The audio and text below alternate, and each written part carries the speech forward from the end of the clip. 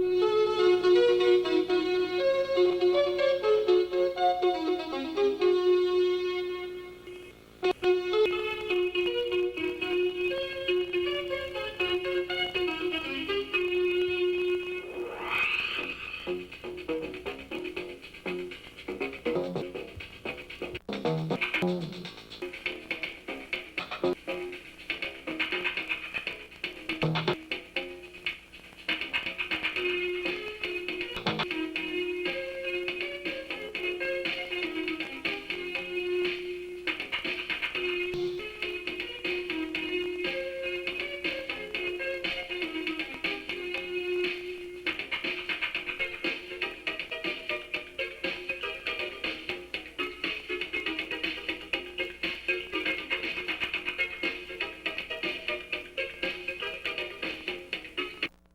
evening, everyone, and welcome to This Week in Review.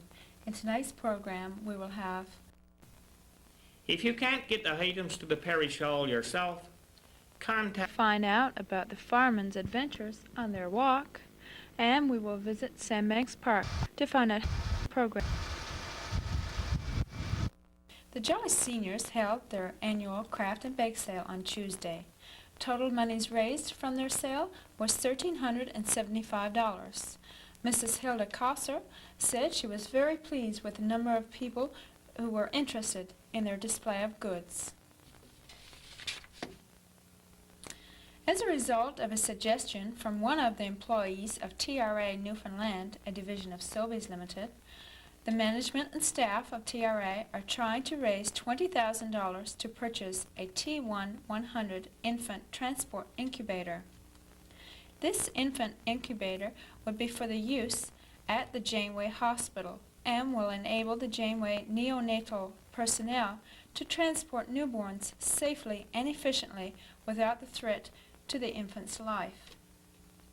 As you can imagine, this specialized equipment is very expensive.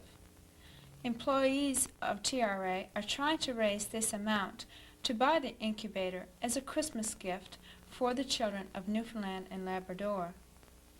$20,000 is for the basic model only.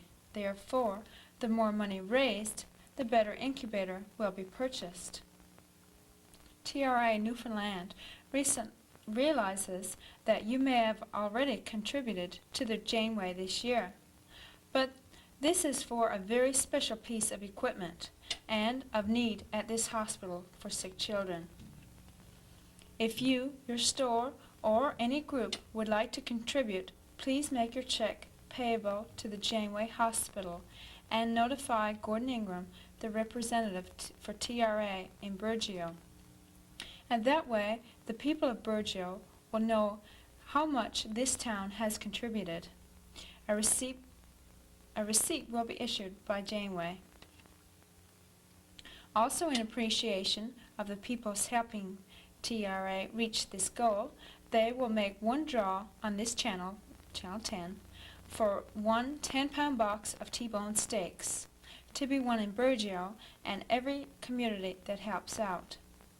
TRA sales representative Gordon Ingram assures that you or your group can contribute by calling or mailing your donations today. As everyone may know, construction of a road leading to the campsites has begun at Sandbanks Park. I spoke to Mr.Lane, park planner. Mr. Lane, how far is the road going to extend? Well, there's approximately less than a half mile of road in the campground. We're hoping to between 25 and 30 campsites. Okay, so there'll be new. So there's going to be a loop there, is there? There's a camp loop, yeah. It's a one-way road that's accessed by a two-way road right here at near the end of the park. When do you expect these men to be finished with the road? Well, right now, this fall, we're hoping to have everything roughed in within maybe 3 to 4 weeks, depending on the weather. Okay. So if it's dirty weather, I guess you guys have to knock off It's going work? to be a little slower, because we can't build while it's wet. Okay. So I guess you'll have some more construction next year, probably? Yeah. Oh, yes, we had to finish it off next year. We'll install the fireplaces, some extra toilets, bring in the tables, and surface all the existing road that's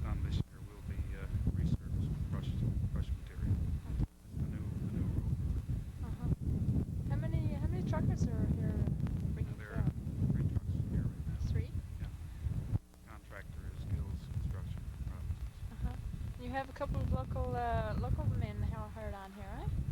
The contractor does, we don't. Yeah. Our park officer, Curtis Bunky, is working here now. He'll be here until the contract is finished.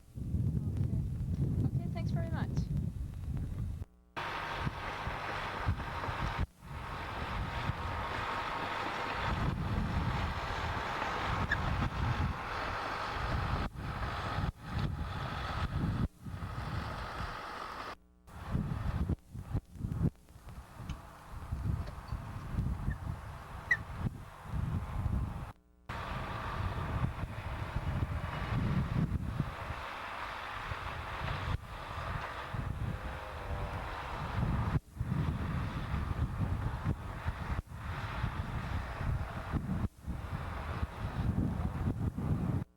Well, now that the summer holidays are over and everything is returning to schedule once again, the Anglican Vestry began their regular meeting.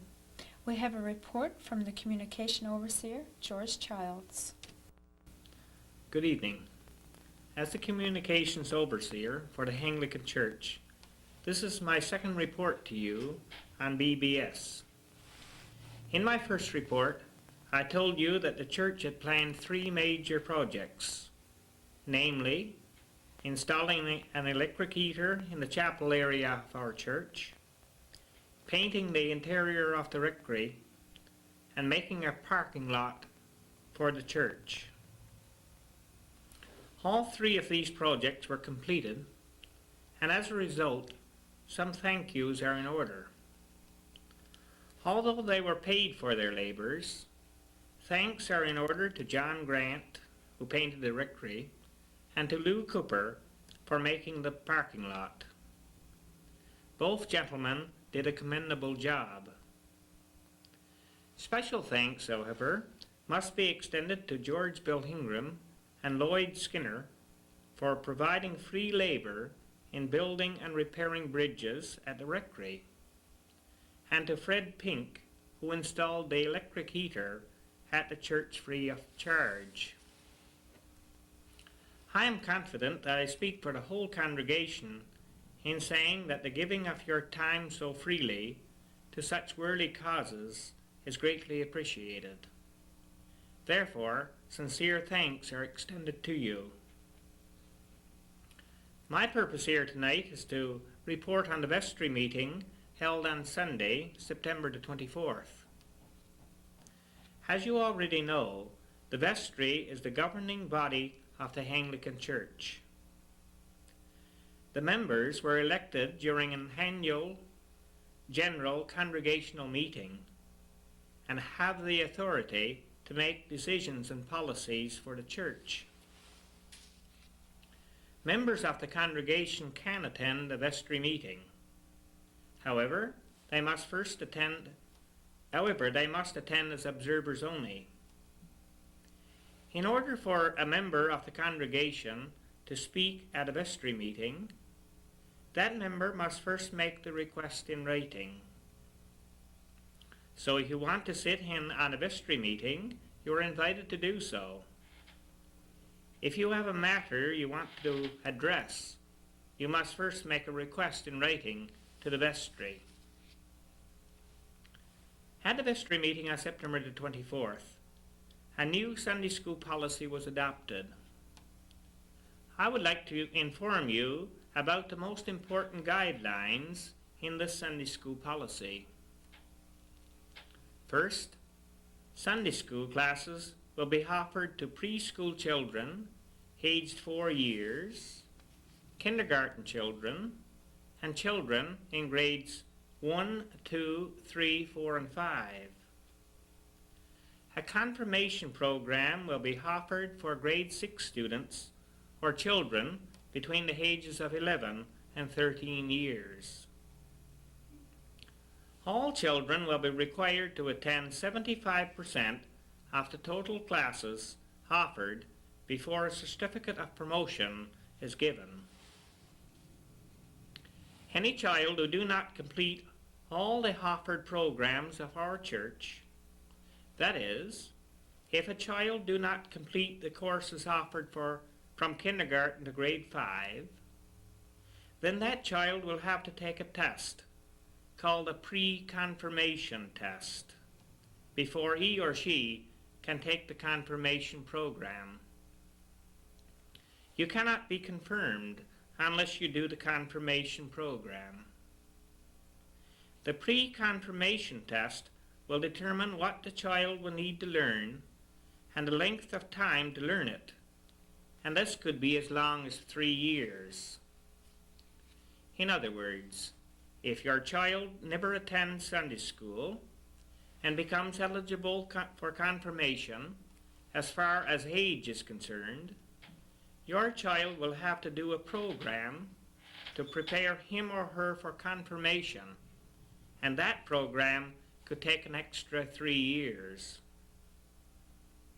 I guess that would depend on how long it would take for your child to learn the required program. All confirmation candidates are required to attend church at least once each Sunday, or considering unforeseen circumstances, must attend 75% of the Sundays during the length of their program. All regular Sunday school classes will begin in the church, and at a certain point in the service will be dismissed from church to continue their Sunday school program in the parish hall or high school. And finally, Sunday school will observe the same holidays as those of regular day school. In that case, your first holiday will be on Thanksgiving Day, October the 8th. If you want a copy of the Sunday school policy, you can make a request for it, or you can read it from the bulletin board in our church. We heard a financial report during the meeting. It's one of those good news, bad news reports. The good news is that compared to the months of June, July, and August of 1988, the church's income increased by the amount of $2,069.70 during the same 3 months this year. This increase becomes more significant when one considers the fact that the large income for July 1988 was due to the 2 services held during Come Home year. That was the good news. The bad news is that of the total income for this year, which is $53,136.66, $50,017.68 has been paid out for expenses. With our previous balance and the money taken in during services last Sunday, we have a balance of $5,176.17. This, in a sense, is good news if you compare it to last year. However, the bad news is that the church owes a total amount of $5,519.75.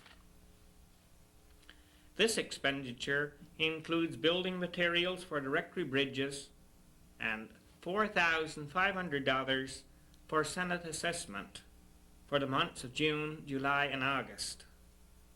Senate assessment is the payment the parish must make to the Senate office in Corner Brook. We are required to pay little over $1,500 a month to Senate office. Therefore, to put it in perspective for you, if we were to spend all of our balance, the whole $5,176.13 on what we owe, we would still be $343.62 in the hole, and we have to pay our ministry yet. To let you in on some further financial bad news, the furnace in the parish hall is in desperate need of major repairs or replacement. An assessment will be made of the furnace as soon as a qualified person is available. According to the information given out in the meeting, the future of that furnace is not bright. If I was in such bad state of health, I would be worried. Also, the water pipes underneath the parish hall need immediate replacement. The copper pipes will be replaced with plastic ones. The cost will range from $300 to $400 because the pipes will have to be dug up out to the curb stop, and it will take a couple of days to make the necessary repairs. The labor cost, however, could be drastically cut if some kind-hearted people out there could provide a few hours of free labor. If you can find a time or initiative to work for free, just call Lloyd Skinner. Also, it was decided by vestry to erect a ramp at one of the church entrance doors so our church can become wheelchair accessible. This, as you very well know, is required by law. However, the need for this was brought to the forefront very dramatically a few weeks ago when Gerald Barter attended church. Gerald would love to return again, but it's very difficult to get a wheelchair up the steps. Someone heard Gerald say that they should build a Barter ramp. Well, Gerald, it is a pleasure for me to announce that the Barter ramp is going to be constructed. Once again, if someone out there would like to assist in the construction of this ramp free of charge, just call Lloyd Skinner. Your skills and labor will be greatly appreciated. We must make our church accessible to everyone. Although the financial situation is better than it has been for years, we are still not in good shape. However, you will have an opportunity to help brighten our financial picture soon. The church has a couple of projects planned to raise money, and hopefully everyone will participate in making the coming events outstanding successes. First, the annual Thanksgiving dinner and sale will be held on October the 9th. At Thanksgiving, it is customary for parishioners to donate goods to the church. The goods that you bring to the church will be displayed on Sunday. The morning service for Thanksgiving this year will be videotaped and shown on this channel. Perhaps we can make a conscious effort this year to show the community how generous we can be. It doesn't matter what you bring as long as you bring or send something. However, the best items to bring would be vegetables, preserves of moose, caribou, and berries, baked goods, craft goods, dry fish, and pickles. These items would be best. However, we are not fussy. Bring or send what you like. Since it is a Thanksgiving celebration, think about how much you have to be thankful for and give accordingly. If you cannot get it to church yourself, give me a call and arrangements will soon be made. The items displayed in church on Sunday will be carried to the parish hall on Monday to be sold. The sale of goods will begin at 2 o'clock. In addition to the sale, the vestry will serve a supper of dry fish, potatoes, and pork cakes, better known as scullied buns. The supper will be served between 5 and 7 p.m. You can purchase a ticket from any member of the vestry. For a takeout dinner, the cost will be $4 for adults and $2 for children. To eat in, it will cost you $4.50 for adults and half price for children. To eat in, it will cost you more, but then you'll get dessert, tea or coffee, a nice relaxing meal, and you won't have to clean the dishes. If you come to the parish hall to eat, you'll get your money's worth. Whether you want a take-out dinner or you want to eat in, you must first buy a ticket or make reservations. Otherwise, you might come to the hall and discover everything has been sold. In other words, if we know there's going to be a big crowd, we'll prepare for a big crowd, and vice versa. We are looking forward to a big response. Let us make this annual event an outstanding success. Another event planned for Friday, October the 20th, is odds and hen sale. If you have any items at your home that you think is suitable for this sale, please let us know about it. If you can't get the items to the parish hall yourself, contact the vestry member, and arrangements to have them picked up will be made. The proceeds from this sale will go towards the cost of new gowns for the morning senior choir. There is one other matter that needs clarification.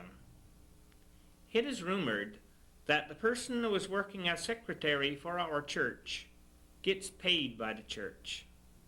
This is not true. The person who is working as secretary, doing such things as updating parish records, photocopying and so on, gets paid by the Social Services Department. The secretary works in the whole school board office, and that office is provided free by the school board. If you have any questions about matters relating to the church, or any suggestions or criticisms to make, why don't you get in contact with the rector or any member of the vestry so that your matter of concern can be heard and dealt with in a proper manner. Thank you for listening. Good night. Tuesday, September the 26th, 2 local men from our volunteer fire department departed on a 5-day walk from the Trans-Canada Highway in order to raise funds for the new fire hall. Along with the 2 walkers, 4 other firemen went along in 2 other vehicles to provide sleeping accommodations and moral support.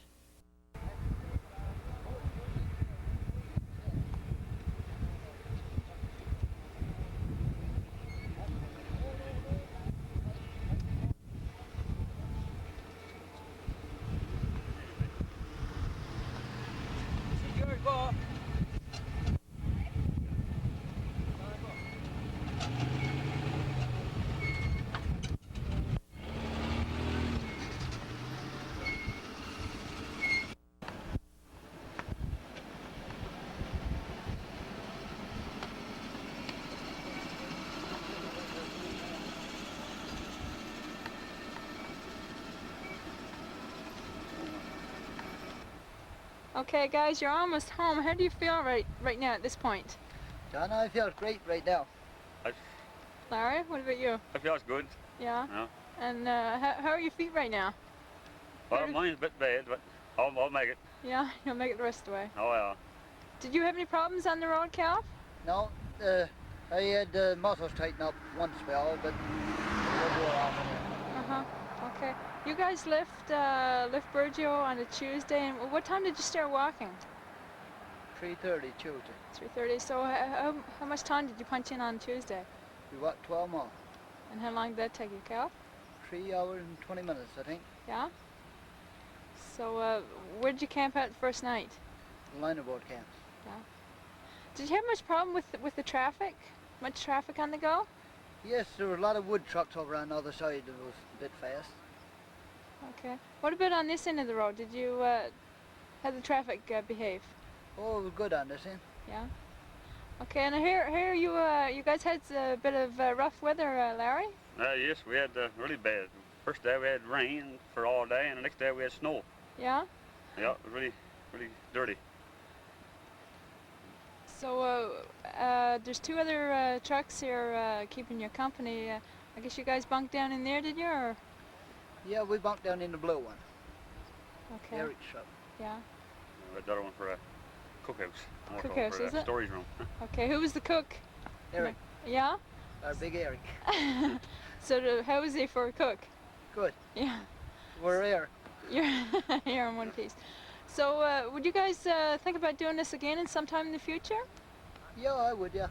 What about you, Larry? I would, but not next week. Okay, well, we'll let you continue on your journey and we'll talk to you a little bit later on. Okay. Okay.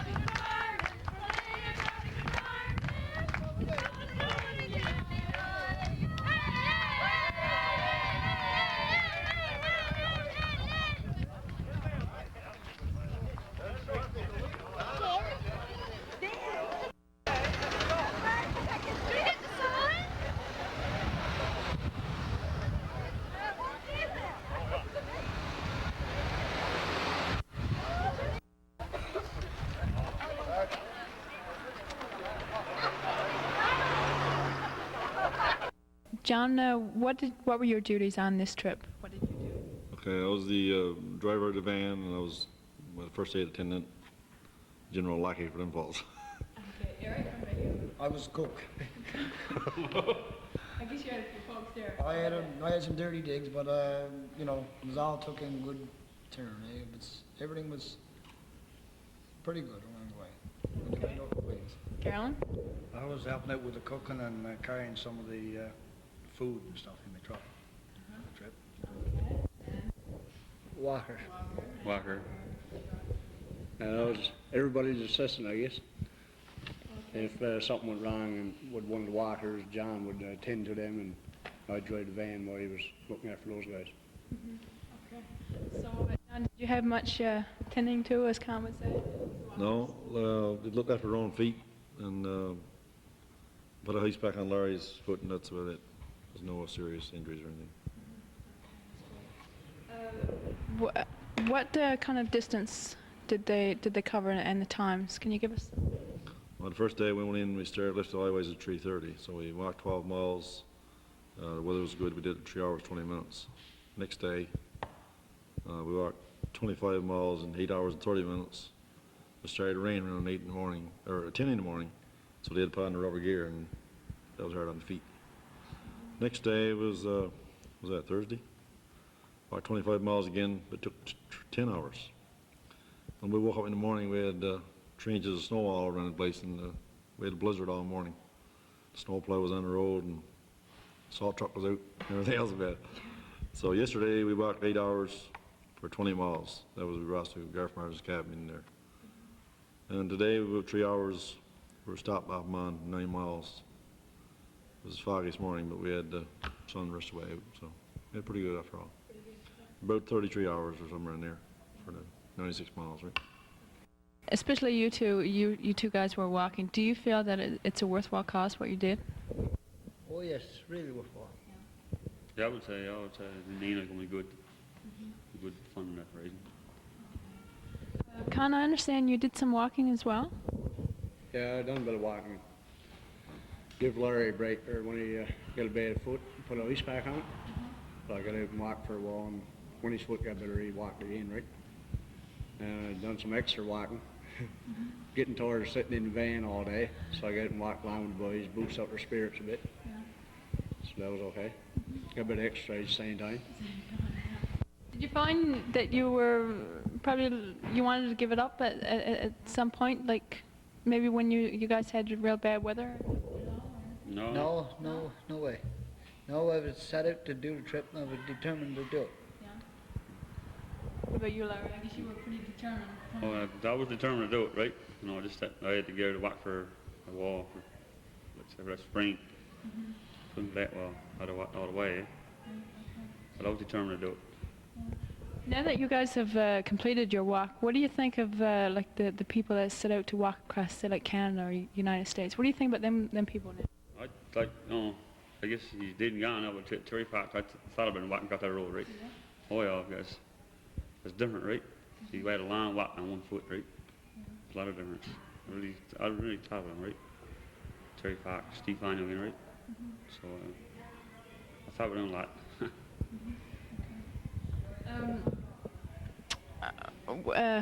How did you two guys come to be, were you picked or did you volunteer for the walk? How come it was you two guys in particular? We volunteer. You volunteered, yeah. So is it only 2 walkers that could volunteer or is it just you two guys? We had 2 volunteering and there's 2 backup ones there, just in case something went wrong and then other guys had to chip in. Oh, I see. Thank God in the rep. So I guess you got lots of experience cooking now, so will you be doing any home or what? I already got that thrown up to me already, that I'm gonna do some home, but it was good, I must say, it was really good. I didn't know how to do all the cooking. I got some hints from John and Fred to mix up a batter or whatever for our fish and that, and myself and Carl, I think we pulled it off. They're still here, they're not down or nothing, you know, so it was good. It was a great experience. First morning you tried Baldy's bacon. Yeah. Told him there was that and he's pretty good after that. But when I put the eggs in the barbecue, that really shaken it up all together. Yeah, barbecue eggs. Barbecue eggs. No, it was great, Donna. It really was. And it was a good experience, and I'd do it again. Yeah. You know, oh yeah, no problem. I'd do it again. If I could get the cookie to go on with me, no problem. Yeah. So what do you do, wash the dish? Oh, help there with the cooking and clean up stuff. Yeah. Did you guys see any wildlife on your Much. No, not really too much. We saw 3 moose just after we left the line of our camps, and we was out top on brook before we saw a couple of caribou. Nothing. But the people along the way, people passed back and forth the road. They were, a lot of them stopped, and we got donations from them. They were really, boosting the boys on, I guess you would call them. Because Larry, he used to run when he see the people coming. But it was good. Overall it was fantastic. It's a trip that not everybody should do, but that if they can only realize, what we went through, I think it would boost up a lot of people's spirits on everything, But I don't know what else I could say. The donations on the road were $264 alone, picked up on the road, right? Con there done most of it. He went to, the night we stopped Loy's River, he went over and knocked on the doors of all the truck drivers and get donations there at Dimfalls. Even fellows over on the gas pump everywhere. Yeah. When he came out to Peter Stride there, he went into the American's trailer where he went from there. Went in there and got donations too, so it was all, Well, he was a real grabber, he was. So I guess if there's any more of these trips planned, they'll have you along with them too for raising money. Yeah, I guess so. That's the whole idea of the trip, right? Raising money, so there's people along the way, might as well stop and ask them for a donation, right? So I done all right. Okay. Well, thanks very much, gentlemen, and good job for everybody. Well, Len, where did the idea for the walk come from in the first place? Donna, we got a committee set up, a projects committee, and they're responsible for getting things on the go towards fundraising and whatnot. So it was their idea, they got it started, had a few meetings and got some planning and that on the go, and we had fellows that, volunteered right away to do it. So the projects took it from there and planned it, and it finalized today. Okay. How do you feel right now? Oh, I feel great. Yeah? Great, yeah. The fellows had, it was hard going for them because they had rain and snow. The snow plow was out over there one morning. There was enough snow down for that, and they had to walk with rubber clothes and rubber boots and that on. But they did a great job. So. I guess you're proud to be part of the fire. Oh yeah, quite proud of it. Quite proud of it. Yes. Yeah. So I guess you would have liked to have been a part of the team, you know, traveling from the start, I guess. Oh yeah, that was my every intention to be able to go. You know, we had planned it that I would go, but it so happened that I had to work and I just couldn't do it. So you know, I was disappointed because I was really looking forward to the trip. Yeah. But you kept in touch with them. You chatted back and forth a couple times, did you? Oh yeah, I was in touch with them pretty well. You know, every day I knew where they were, how they were doing, what they wanted. I sent them in gas and whatnot, whatever they needed. We got it into them through one way or the other. So I was in contact pretty well all the time with them. Yes. Okay. Jesse, the Burnett's, they provided a lot of support for the firemen? Yes, Donna, we did. There was homemade bread, buns and pies sent in from the Burnett's to the firemen while they were walking, and they told us that they really appreciated it. And of course, this is a very exciting day for us as well as for the firemen. Us being a part of the fire department, fundraising and what have you. Of course, the money they raised is going towards a new fire station, which we are really looking forward to, of course, which, we need badly. Right now we have a one-bay station here with 2 vehicles. And the Ladies Auxiliary, we would like to raise more money than we do, but being in cramped quarters, we can't do that. So we're just looking forward to the day when our new fire station becomes a reality. I guess that goes double for you. Oh yeah, we're more than looking forward to it, Donna, because as been said, we're right here in this station with 2 vehicles, no room whatsoever. 3 years down the road, hopefully we'll have a second pumper to replace the pumper that we have, and we need another support vehicle. So we're talking, in say 5 years, probably 4 vehicles. We got to have the space. So if we were a paid fire department, there's been a lot of controversy over the size of this fire station we're building here.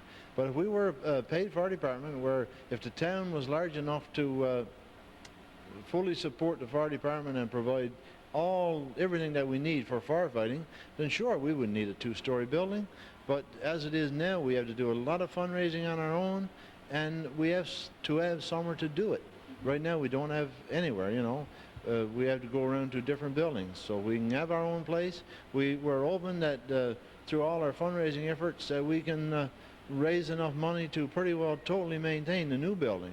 And it should be less of a burden on the taxpayer than what the fire department is today. So, it's going to be good for the town if, once the building is done. Once you do, in fact, get in your new building and you're going to have so much more room, would you be, are you considering having an addition to your firemen? No, right now, no. Right now we have 30 firemen, which is, for a town this size, now we're divided up into shifts. 30 men is quite sufficient, really. Yes, so we wouldn't go any more firemen, no. Okay, well, thanks very much for your time. You're quite welcome, Donna.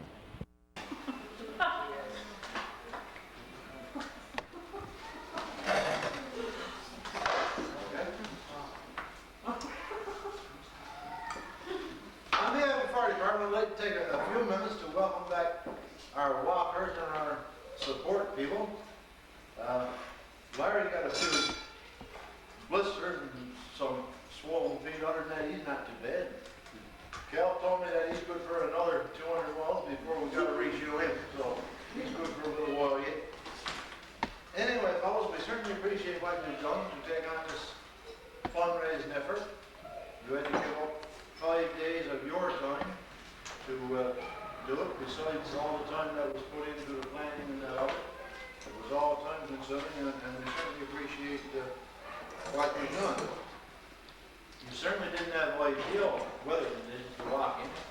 You had rain and snow. I believe last Wednesday there was enough snow down in there that the snowplow had to be on the road, so it was really not good going, I guess. Well, you did it, and we're certainly proud of it.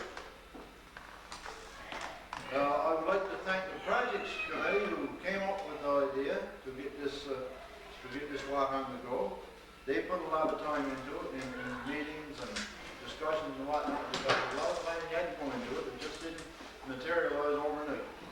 As well as all the time they took going around to the businesses to look for donations and whatever else we needed and whatever else was needed to be done.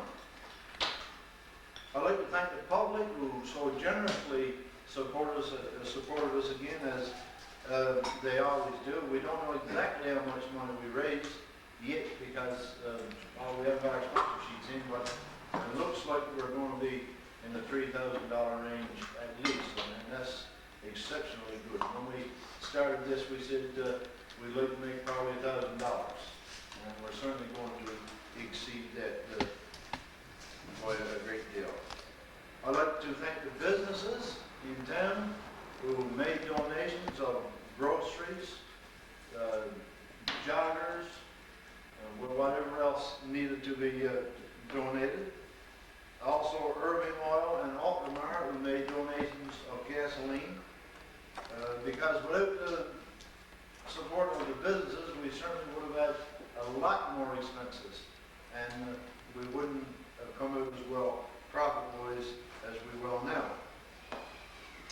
I'd like to thank Fireman Ted and Ernie Hardy, who provided us with some refreshments. I'd like to thank Bernadette Joan for making the Welcome Home Fireman banner. I'd also like to pass on thanks from our walkers and the support people. We wanted to thank the fire department and the Burnett's for the wonderful welcome they gave them the day when they got back. I'd also like to thank BBS for covering this for us today, and anyone else that I forgot, and we certainly thank you too. Thank you very much.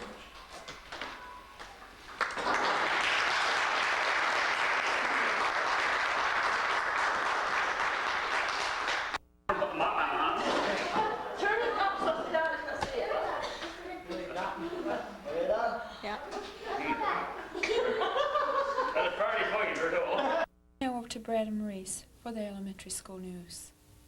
Good evening, and welcome to the A.J. Matthews Elementary School correspondence. Mr. Sims, the principal, set up an assembly on Wednesday of last week at 1:30 p.m. in the gymnasium to share ideas about reading and studying and writing. His advice to all students were to go with their goals. Following the speech, certificates were given to the students who were in Stephenville for the soccer tournament on September 15th, 2 weeks ago. They were Tammy Courtney, Peggy Han, Adam Strickland, Kelly McDonald, Victor Short, Aaron Kosser, Tyler Knight, Darren Strickland, Tanya Donovan, Angela Strickland, Angela McDonald, Jeff Hare, Roger Morrison, and Stephen Symes. Now over to you, Maurice. Thank you, Brad. This year, there are junior darts for grade 5, for grade 4, 5, and 6s. Mr. Gilbert has his sports room into 2 parts to store the chairs in. And I will have an interview with Aaron Kosser next week for you to hear about gift bracelets. Now back to you, Donna. Thanks, Maurice. And this week we have Jill with us for the junior news at St. John Central High. Thank you, Donna. Good evening. In this week's school report, on Tuesday for school, the girls had another volleyball practice. This practice would be to see who got picked to be on the team. Only some people got picked. The list is placed on the bulletin board in the main entrance. Doris Pink is the coordinator for this. On Wednesday after school, the girls had their first floor hockey practice. Since this was their first practice, they didn't get into much. Lou Vatcher was the coordinator for this. On Thursday after school, the drama club started. If you wanted to join, you had to meet in the gym. It was for grades 7 to 12. For the floor hockey and volleyball, it was for grades 7 to 12 too. Miss Barter is the coordinator for the drama club. Thank you. That's it for our show this week. Stay tuned to the next 40 minutes to a tape the scenes of Ramia. This footage was filmed by 2 local Ramia residents, Florence and Carol Young. On behalf of the BBS volunteers, and the correspondents, I'm Donna Davies, wishing you a great week. Good night.